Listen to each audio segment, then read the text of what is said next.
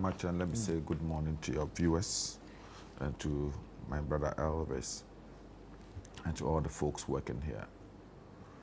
International agreements, yes, are compulsorily, mandatorily supposed to go through parliamentary approval. I remember very well when the Minister for Foreign Affairs appeared on your network. He was emphatic. Bernard pushed him, and he continually expressed himself in clear terms that we are at the embryonic stage yet. It is now an MOU. And as soon as it transformed or metamorphosed into a full-fledged bilateral agreement, he will go through the process and get it through Parliament. Would that not be too late? Because the people have started arriving. He said that the Attorney General had advised him that at this point in time, by his understanding, it is not yet an agreement that needed to be put before Parliament. Yes, in international protocols, some of these things are done in order to further enhance relationship between countries. And when they are done, sometimes they are done in a jiffy, and you allow time to regularize the process.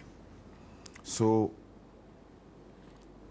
sometimes the first stand that is taken is a commitment towards actualizing that protocol. That is why, that's why from the beginning, your authority at the table. No, you see, Ghana as a country have shown that magnanimity towards our sister countries historically. We are in this country when we open our borders for refugees of the Ivorian crisis.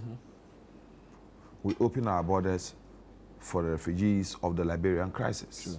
In fact, we even took a whole community and gave it to the Liberians.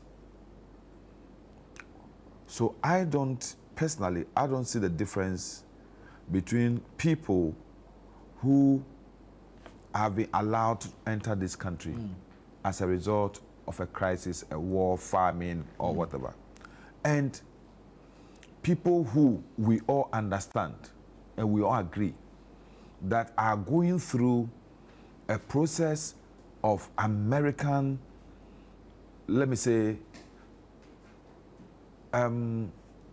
discrimination against people who have come to their country, possibly through legal means or illegal, because there are so many of Africans, South Americans, Central Americans, Asians who are legitimately permitted to live in the US, but have been caught by this work of the ICE. You understand? Yeah. Some have even gone to court. Some of them, their visas have been revoked.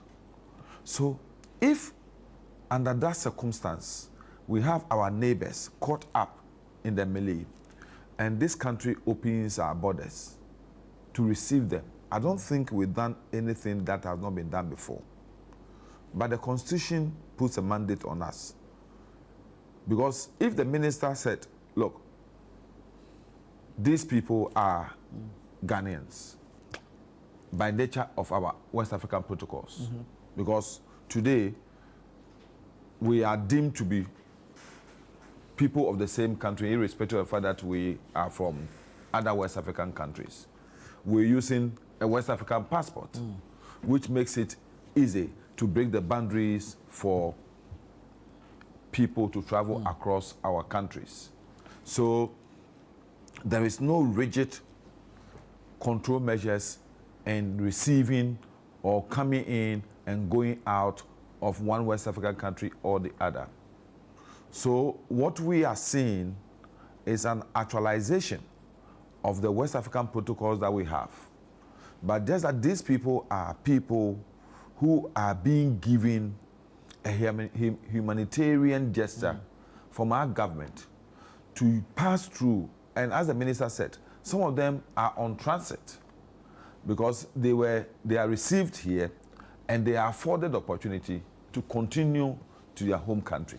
Some of them, people have questioned the humanitarian aspect of this. Even some of the people involved at a point sued us for illegal detention. Yeah, because the issue is that they wish that they could stay in the U.S. and fight their cause. But here is a case that U.S. government has deported you. So what they are saying is that Ghana government should have not have received them. And what would they do? Where would they be? So that they would have stayed in the U.S. But the U.S. was not ready to let them stay. Yes, but if the U.S. don't have anywhere to send them, the U.S. was thinking they would have kept them. The U.S. was thinking about going to dump them at Guantanamo Bay. And Ghana, out of our humanitarian gesture, feels that, look, it is not good for us to have our West African brothers dumped as like criminals at Guantanamo. Rather, let's receive them. Ghana is not the only country in Africa doing this. You understand? We have a situation where it's been done in Rwanda. So then Americans have looked at the sub-region, South Africa, West Africa, and they look at the country that has that, political stability, that peace, that humanitarian character, and negotiating with us to have them so that we can transport them to their home country or keep them if they want to. So the issue is simple. Some of them felt that they should be allowed to stay in America and fight their cause. But the issue is, once you be arrested by the ICE, look, the ICE, there are people who have gone to the U.S. Supreme Court fighting against this. Judgment have been given in their favor, but the U.S. government is still refusing to respect that judgment. You understand? So what is happening is not just, those people should see it as an opportunity Ghana is giving them to be able to rather find a way of going back, resettling, or getting an opportunity to fight back and get back to America. Yeah. That is their choice if they want to go back. But I don't think that this is to a way, as the minister said, there's no benefit attached to this. Ghana is not receiving any monetary or any other considerations in this. He explained it explicitly. He's saying this is purely a humanitarian gesture. And I want to see it as such. Now, coming to the issue of the minority, I'm happy that the innovator ever said, like, we must not politicize this. Indeed. Because this will affect other people. It doesn't matter whether the person is NDC or MPP. Anybody, any of our families, any of our friends, any of our neighbors in America could be affected by this. And you wouldn't know if you criticize today. So assuming tomorrow people are being deported, and amongst the people, Ghanaians and other citizens of West Africa, will you say that as the plane lands in Accra, we should pick the Ghanaians off the flight and then leave the others on the flight? That's a question what will be the arrangement for this flight? So you see, when people are being deported, there is no protocols when it comes to that. When people are being deported, there are no protocols. They are just picked up, packed onto a plane, and they are given a special card, not even your passport. You are given just a special card. Because some of the people are arrested at times when they don't even have access to their passports. And they are not even allowed to go back home to pick their passports. You understand? Yeah. If you are lucky to have your passport on you, so be it. And that is exactly what happened in this instant. The 40 people that the minister mentioned that they will be coming, I am sure that by the time that arrangement is effected, the memorandum of understanding will have matured into a protocol, an agreement of the sort, or any other arrangement that will necessitate the need for seeking parliamentary approval. So I think what the minority has done is what my very good senior brother Kwaku Bakun will call premature ejaculation. You understand? I think what they should have done is to use the parliamentary process to get from the minister certain timelines as to when he thinks this protocol could possibly metamorphose into a bilateral agreement, when this protocol could just get into a full-fledged agreement, what are the indications and the clauses involved in it, and then when Parliament seeks these answers, then Parliament can say, okay, fine. So before you bring in the 40, we want to see this in part. You can come to Parliament on a certificate of urgency. But would have the reception of the 14 then be unconstitutional? Because they argue that irrespective of the form of the international agreement, whether MOU... I've seen the judgment. The judgment said something... Banfo versus Attorney General. Yeah, the judgment mentioned the sort of protocols and agreements that need parliamentary ratification. And it's clear that I didn't see memorandum of understanding, an MOU in it. You could say that some of the classifications could also mean an MOU, but I didn't see an MOU. And in the judgment, if the judges so wish to make it so clear to us, they would have mentioned an MOU, just as they mentioned treaties and others. But the Attorney General, who is well versed, I'm not a lawyer, but Attorney General, who is a lawyer and a good one as such, is the one who looked at the judgment, looked at the constitutional provision, and said, at this point in time, we have not yet reached the level where we should be seeking parliamentary approval. If the others so think that the Attorney General has heard, or the Minister of Foreign Affairs has heard, they have every right to recourse to resort to the courts and seek a determination whether the action of the Minister of Foreign Affairs and the government, as so stated in the Constitution, is any violation of that clause and Article 75. If it is not, then I don't see, because they could also go back to the Supreme Court and seek an interpretation of that judgment that was given, whether it covers issues about MOU. And we can all bring this to rest, because I don't think this is really something that we should be fussy about. I think this is just, as the minister stated, Ghana doing favor to our fellow citizens, brothers, sisters from other neighboring countries. I don't know when it is possible, it becomes possible. Let's all understand that many Ghanaians have also sought greener pastures in Nigeria before. Recently, when there's this problem in Saola Tuna Kaba, we saw Ghanaians moving to Cote d'Ivoire. We should be careful that we don't also do certain things that could trigger a situation where people will also say that, okay, then your citizens in our country should also leave.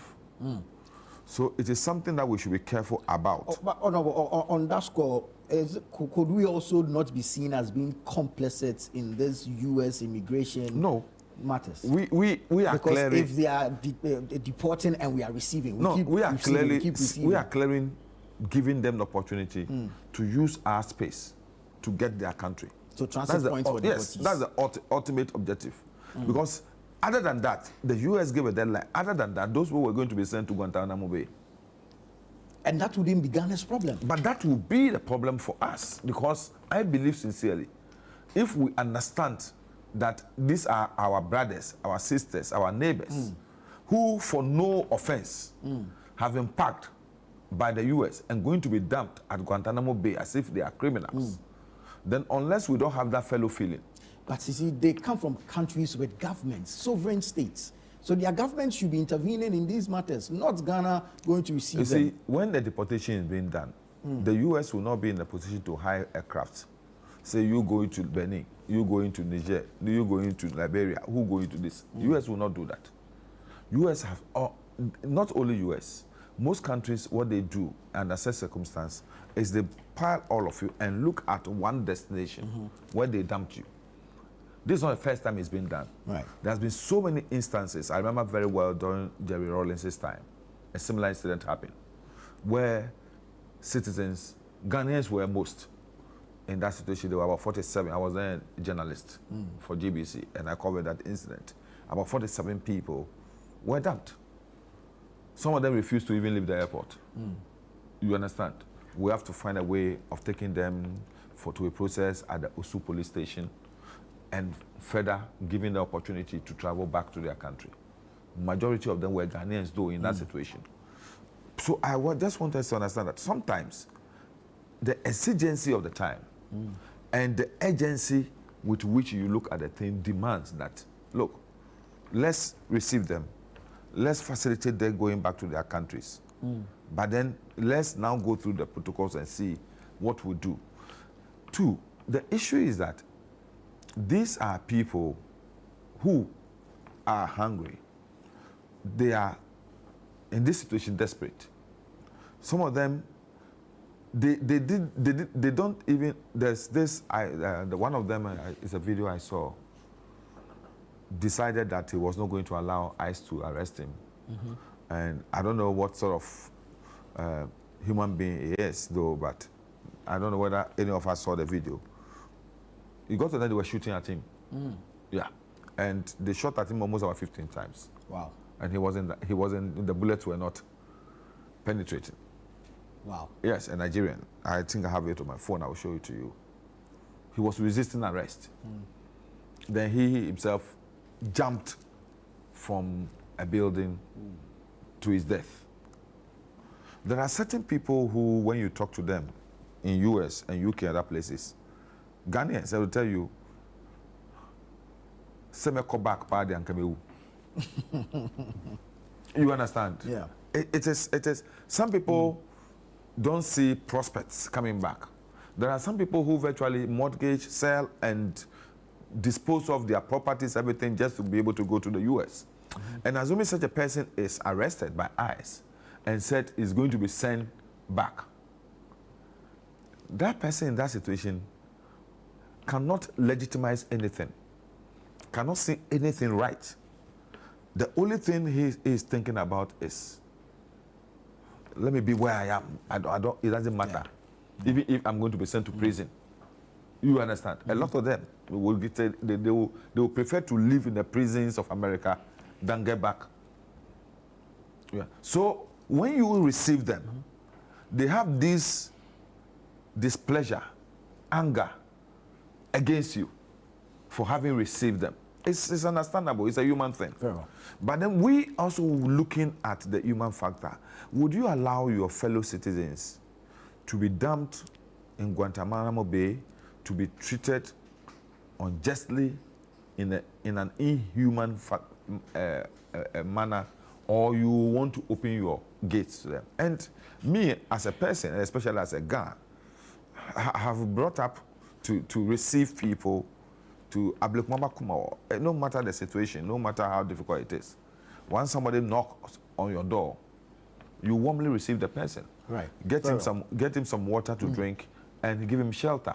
So I think that is what has informed the government and the minister in handling this matter, and not basically issue of pressures of economic decisions that have been taken by the American government. Yes, those are impacting, but those are general issues affecting almost every country. Very well. And I agree totally with my brother Elvis that we must begin to look at how we can be self-reliant, how we can be able to churn out the right policies that will make Ghana a much more peaceful, harmonious, human, let me say, much more human-centered environment for people to live in than to be seeking. All of us have families outside, and we must pray that this thing does not affect them.